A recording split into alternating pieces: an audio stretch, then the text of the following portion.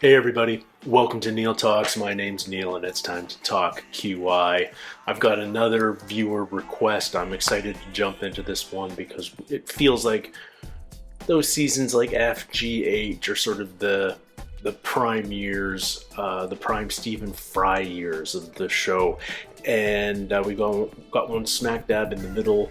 It's from Series G. It's episode 5. I think it's a Christmas special, which always seems to add a little novelty to the episode. And I'm excited to jump into this one. I don't know who the guests are, but I'm sure there'll be some familiar faces. There always seem to be, especially in shows from that era. So this is episode 5, Series G. It's called Groovy. Let's have a great time. What's up, what's up, what's up? It's the office Christmas party at QI and we're ready to get down with a G for Groovy show. Was he really doing what's-ups? The well-wicked Lee Mack. Ah, nice. We like Lee. The well-safe Bill Bailey. We love Bill. The well-cool David Tennant. Oh, sweet. Maybe my favorite Doctor. Well, it's Alan Davies. Love Matt Smith, too. But I also loved Tennant on Jessica Jones. He was great. It's beginning to look a lot like Christmas. Last Christmas. Oh. And Alan goes. It's hard hearing all this in July. Later on, we're going to put the photocopying machine to some really imaginative use. But first, Buttercup, the QI cow, but I'm afraid she's gone missing. If you see her, you will let me know, won't you, boys and girls? Is she? What? Buttercup does impressions, all right? What on And Buttercup earth is is going to do going an on impression, here? and you I have get to it's try a and guess what panto, she's but- doing an impression of. What animals walk like that? Is it two out-of-work actors? Is it the way of walking? Ah, Slightly- brilliant, Yeah. Alan. Is it with the legs not Do being elephants in position or the do that? Yes. Walking. Cows don't normally walk like that. So she's Yeah. A weasel. lovely idea, but not Maybe. a weasel. There are a couple, actually. You're in Africa, you're on safari. Dormouse. Giraffe. Dormouse. Massive Giraffe dormouse. is the right idea. Giraffe. Giraffes, eh? Sorry, why am I saying giraffe? Giraffes and camels, in fact, do that left-right walk. But cows, like I've ridden horses, a camel. would you How like did to I do not how you notice normally that? walk, Buttercup? It's an uncomfortable ride. Is Definitely that two a out-of-work cow actors. creeping up on? Never, ever in the history of show business has the phrase "don't milk it, love" been more appropriate. Christmas bonuses available if you can tell me who the man was who was responsible for basically demonstrating to the world how horses, for example, ran, progressed. Is it something to do with Oh, this is the photographer. It was, Edward Muybridge. his name was Edward Muybridge. Oh. Yep. Yeah, he did all these great stills of animals and nudes in motion. His pictures. His book was Animal Locomotion, and he demonstrates the difference between walking, galloping, cantering. He also did humans, and he was no stranger to controversy. I almost AD'd a movie, a biopic of the man. That's why I know a fair bit about him. First Really good script. person in American legal history as a murderer to claim what excuse? insanity? Yes, points. And speaking of giraffes, what use is a giraffe bicycle? Lee. Sorry, I was thinking of the hedgehog skateboard. I'd like to point out that on the day I went giraffe riding, we didn't actually put pram wheels on the giraffe. No, Is this like a penny farthing, or is it something? there it is. There is the giraffe bicycle. There is its badge. It's lethal. Delivering papers to a giant mailbox. You're thinking, and that's good. Okay, thank Yeah. you. For lighting lamps. Yes, David Tennant, more points. Thank you. Oh, like for gaffers. This is all the time travel he does. He knows something about every era. He's acting. What do you mean? Don't listen. What do you mean? Oh, sorry. Don't all listen written. to the bad man. Don't listen to the bad I man. know, it's a documentary, I know. Yes, exactly.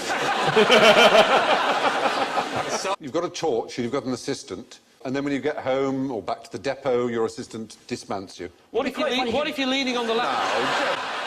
Dismounts, not mounts. Well, you know, the classic sort of bicycle. Penny farthing. Penny farthing. And that was actually known as an ordinary bicycle. This looks lethal. It does, doesn't it? The first bicycle, which is the kind we would know, was known as a dwarf safety. And that was considered a really tiny bike. The dwarf safety. There were novelty big bicycles, and the Clark brothers built flood bikes, which were to go above floodwaters so that you could get around. Now, that's what I thought in that other floods. one was. Higher than the penny farthing. I guess it was, yeah. How flooded did it used to get? Higher than a penny farthing, you say? Then, of course, there was the cross-channel bike, which was quarter of a mile out. We used to do at school, we used to do what we call quad hockey, which is like a polo, only on bikes. You use a hockey stick and a ball. You were playing hockey in a quadrangle. But, yeah, You had a very different sort of schooling. Wouldn't that be quad polo?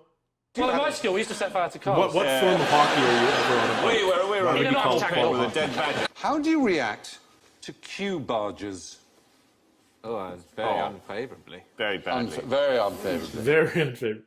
Such a British It response. goes against the very bedrock of Western society. You're at the bar and there's someone at the back who taps the bloke next to you and says, get us a couple of pints, will you, mate? Or when you're at the bar and someone gets served first just because they're on television. Yeah. Make way, make way! Lord Fry, no report. Here he is, on his bicycle with his hockey stick. Right, make way! Make way, I Special say. bottle here is to clear that table. Get up, get out. Can anyone here sing the Lord's Prayer in Latin? No? Well, out, all of you, all of you. Throw that man on the fire. Pater noster quies in caelis sanctificator nomen tuum et venia. No, anyway. I do know. There you go, you see. Don't know why. I love when they make fun of Stephen. You're probably familiar with the experiments in which members of the public were given white coats and asked to inflict pain. Is this a Stanford prison experiment?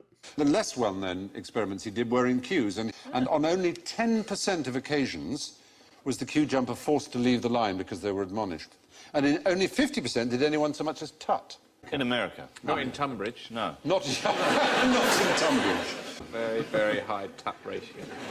I'll tell you what annoys me. Yeah. If it's Tunbridge, 5 very items tutty. or fewer, then it's 5 items or fewer. Don't come in with 6. Do you look in Yeah, that basket? you bet I do, yeah. And then say absolutely nothing about it. Yes. What if you're Scottish? I know you're checking for those special offers. Oh, careful. Get your exactly. sonic thing out. What, hedgehog? In the First World War, Is that it? I don't remember it being in the First World War, they toured a tank around Britain. Not totally there, off. In the First World War, they toured a tank around Britain. Yeah. And it went to all this, to raise money for the war, to chuck any spare change they had into the tank. Yeah. Where did they get most money? Glasgow! Oh! Yeah, because they thought it was a big fruit machine. You'll win a prize! I can do it! Now, until 2008, it was legal to smoke what I'm talking about in Dutch coffee shops, but now they've changed the law. So what is it? Yes. Not marijuana. He's clever. Tobacco. And everyone was smoking. And genuinely, I said, no, I'm not going to touch that. I'll just have a piece of cake. So I had one. I said, it's had no effect. I'll have another one. So I ate another one. And then, 2 o'clock in the morning, I accused the taxi driver of trying to kill me. No, you're right. You could smoke tobacco in the street, but if you were to mix it with cannabis, you'd be breaking the law. Not in Canada anymore. A fly agaric in Siberia was eaten by the reindeer, and they'd bounce around. Off their face. And that is where they reckon the legend of flying reindeer came from. So Santa's reindeer are tripping balls. Because it's highly toxic to humans. So they would collect the reindeer urine and drink it and get a secondary Buzz. Hit. You Yeah. could drink the wee of the man that drunk Yeah. it. Just a mild sort of, Yeah. sort of nice feeling. Yeah. Merry Christmas. Tell me when smoking bans were first introduced into Europe. 3 years ago? 4 years ago? No, it's earlier than that. 5 years ago? Try 79 years ago, almost. I've got an idea. 76. 79 years ago. Almost 79 years ago, yeah. You're the one that said it! 76 years. Well done, Alan. Very good. The The Nazis. Nazis banned smoking. Nazis, yeah, they had very strong The anti-smoking. more I hear about them, the less I like. Well, That's the final straw. 1640s, Tsar Michael of Russia declared smoking a deadly sin. Smokers were flogged, had their lips slit. Whoa. That's strong. Lick an envelope. That's horrible. Oh, what about in Jackass when they did paper cuts between the toes? Oh. Jackass the movie is the funniest film ever made. I prefer Jackass the novel. Hoity-toity, Bill Bailey.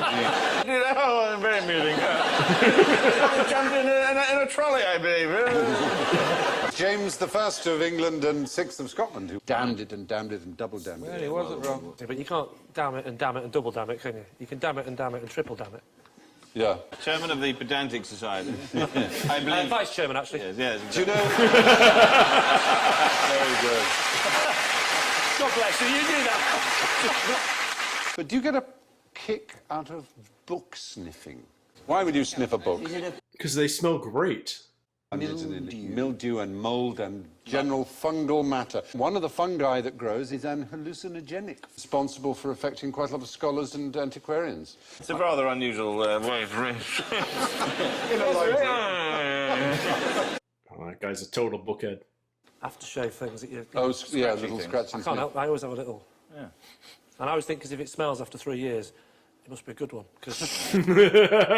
What is the proper name for shrooms? The magic Psilocybin. Isn't there some sort of theory in America that there's a kind of a god spot in the brain? There's some Yes, kind of, some people have... which actually induces some sort of spiritual... Which may be accessed by things like magic mushrooms. Yeah. Albert Hoffman, his name Albert was. Hoffman, yes. And he... Formalised acid, wasn't Acid, it? LSD. Is that the same as Abby Hoffman? Do you know where he got LSD from, as it were? Do you know where? The CIA. It was a byproduct or something, wasn't it? It was called ergot. Grows on wheat. And rye. And rye, yeah. Rye in particular. And ergot has lysergic acid in it. Actually, he was funded by the CIA because the CIA got wind of it and they thought it was some sort of drug that could enhance performance, sort of... It was known as Project MK Ultra. That's it, yeah. Yeah. Thank God for the CIA. Yeah, in the end. Without them, we wouldn't have had the purple haze. No, and so on. exactly. Now, who is the coolest, grooviest, hippest cat on the show tonight? Hippest cat. What do we know about these words? They're jazz words. Many of them are jazz words. And how old are they? The 20s. Since the 20s, 30s? Earlier, Stone Age. Take the word cool. Cat's When been did it around first a while. mean, like, fashionable, do you think? Hitler. It was the year Hitler came to power, 1933, but I don't think that's quite relevant. These new uniforms are cool. 1930. Thank you, Hugo Boss. Bizarrely. I burnt out a Reichstag. Cool. Jazz Nazis, eh? It was the West Coast School of... Jazz Nazis. What about groovy? When did Groovy, baby, when did yeah. the groovy first Groovy, arise? ploughing in the 17th century. It's got to be from records, isn't it? You're right, in the 1930s Yeah. again. So what about hip or hep? When did that come? A hip cat, hep cat. That's beat. Like the 50s, that's... 1904, hip. What? Or is it a bit more sexual, maybe? There is a theory that in the groove is also a sexual reference to the little shape of the lady piece. Oh, hello. And I want you to do that in your chat-up line as well.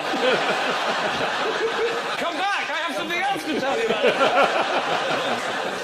about. Chick, for meaning a girl. Chick. Yep. Spanish, chica. Chiquita. Chiquita. See, that's in Shakespeare. Chick. All my little chicks. Oh, in one fell swoop, you're right. Yeah. In Mack, as you Yeah. don't say Beth. What about dude? The Amish. Dude ranches. Why? Let us build a barn, dude. Polygamy would be fairly groovy. If you were Mormons, how many wives would you have? Up to 9. Yes. Oh. It's totally different. If a policeman stops you and says, have you been drinking tonight? So you can't go, no, I've only had up to 9. Many, haven't you? It was stopped Oh. by the American government. Because they basically said you can believe what you like, but you can't do what you like. But people live together in groups of up to 9 Yeah. without actually... If you deceive someone by having a mistress, it's not against the law.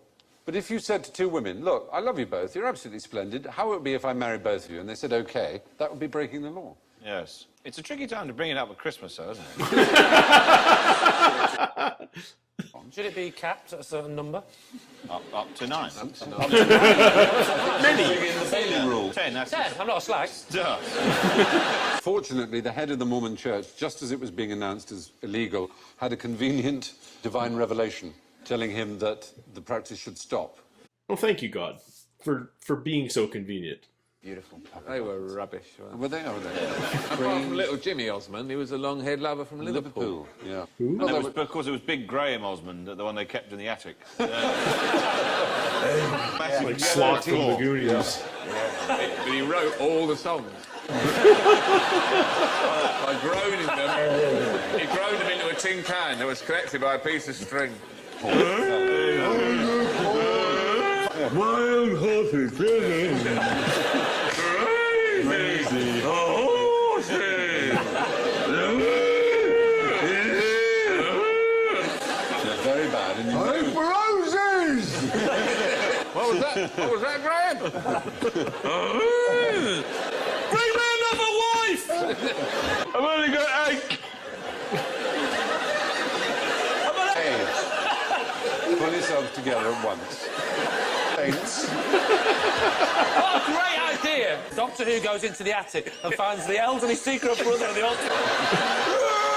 And that's how they kill off David Tennant. Imagine that. Is that the plot of the Christmas show? Played by Bill Bailey.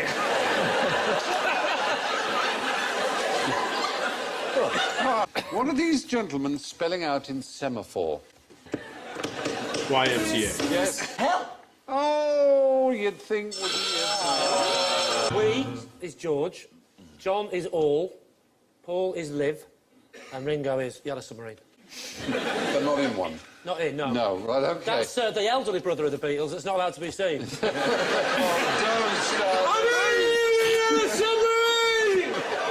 Now, for some reason, nobody liked the outcome graphically.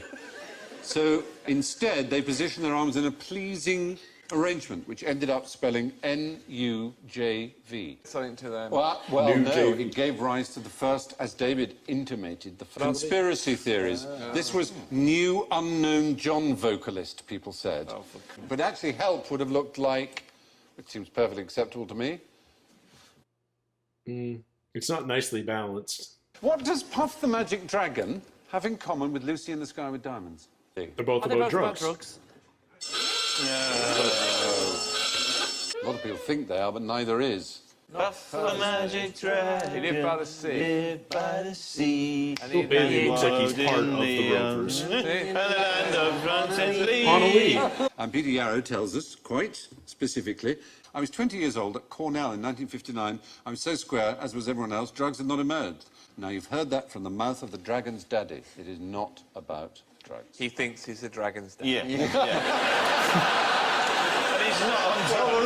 It was going well until the very end. Do you know the official story of Lucy in the Sky with Diamonds? Yeah, didn't Julian come home from playgroup with a picture? And they said, what's this? And he said, it's Lucy in the Sky with Diamonds. Brilliant. Absolutely. Done a painting. Bloke upstairs going, that's my job!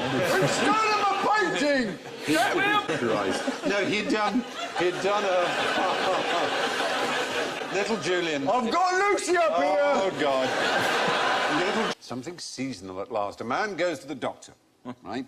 Doctor, doctor, I can't stop singing Auld Lang Syne. So the doctor says, I'll have to send you to the Burns unit. Very good. Now, what's wrong with that joke? Is it absolutely terrible?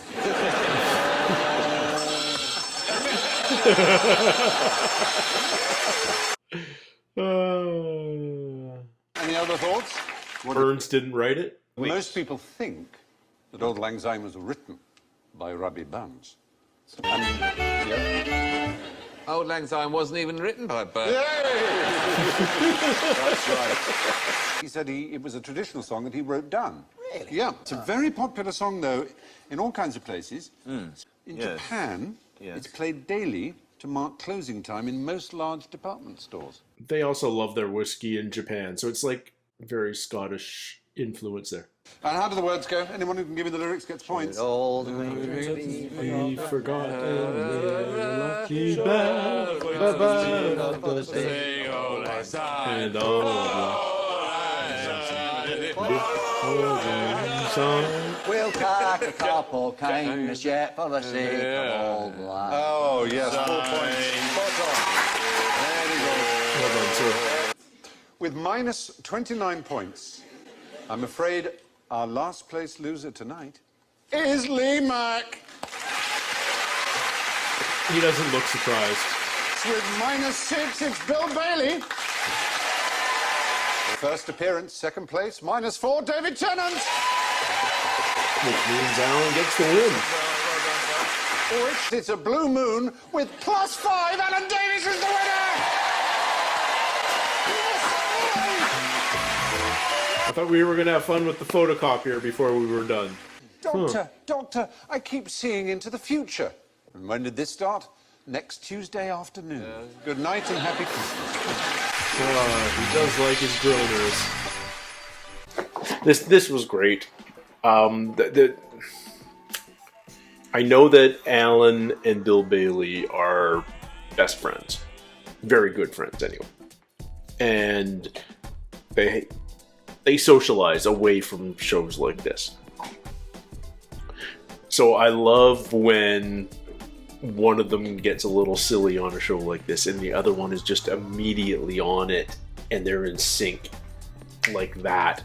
And 4 out of 5 times it's targeting Steven, ridiculing Steven, making fun of him, which is always a good time. I'm not exactly sure why. I think it's just because, you know, Steven's so posh and composed most of the time that when you can make fun of that poshness, which is almost always how they ridicule him, it's a good time.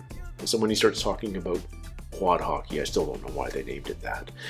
You know, it's an easy target. Or, you know, the fact that he actually can say the Lord's Prayer in Latin. Anyway, half this episode was them just making groaning noises from the attic, riffing on that one joke, and I'm all for it because it's freaking hilarious. I'm pretty sure by the time this is all said and done, I'll have seen every episode of QI because you guys keep recommending great episodes to me. I keep thinking that sooner or later there's going to be a few that just aren't worth seeing, but I haven't come across them yet. And there's the consistency is what really surprises me and makes me happy. And yeah, there's episodes with like truly memorable moments, but whether an episode has one of those or not, it's always a good time. You're always laughing. There's always more jokes than you remember at the end. Like my challenge is always when I'm doing this commentary at the end of an episode is like trying to remember everything I just laughed at. But if you've just sat through 40 minutes of material, you remember a couple of things, but it's when I'm editing that I'm laughing so much because I'm remembering that moment and rewatching it over and over again, and it remains funny, and that's one of the really cool things about this show. Anyway, I had a great time. Thank you so much for spending a little time here on the channel with me today, and until next time, everybody, take care, stay healthy, and we'll see you soon. Cheers.